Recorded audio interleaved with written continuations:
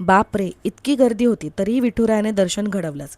नमस्कार मंडळी, मी आहे अनुजा. स्वागत आहे तुमचं माझ्या नवीन ब्लॉगमध्ये. आज मी आणि माझी मैत्रीण ऋतुजा भेटलो होतो आणि तेथून आम्ही दोघी पालखीच्या दर्शनासाठी निघालो.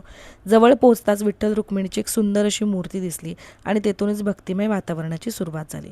पुढे कुठे हरिनामाचं कीर्तन सुरू होतं, तर कुठे वारकऱ्यांसाठी प्रेमाने भोजनाची व्यवस्था केली होती. त्यानंतर आम्ही दोघींनी एका दादांकडून टिळा लावून घेतला आणि गप्पा मारत तो भक्तिमय माहोल अनुभवत आदिशक्ती मुक्ताईंच्या पालखीपर्यंत पोहोचलो. पादुकांना स्पर्श करून दर्शन घेताच मनाला एक वेगळंच समाधान मिळालं. पुढे श्री संत ज्ञानेश्वर महाराजांच्या पालखीसाठी प्रचंड अशी गर्दी आणि मोठी रांग होती.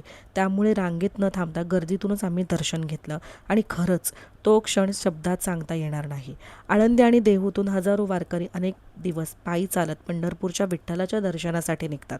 त्यांच्या चेहऱ्यावरचा आनंद, ज्ञानोबा तुकारामाचा गजर आणि प्रत्येक पावलातली भक्ती हे सगळंच मनाला खूप काही शिकवून जातं. शेवटी प्रसाद घेतला, मनभर आशीर्वाद घेतला आणि समाधानाने घरी परतलो.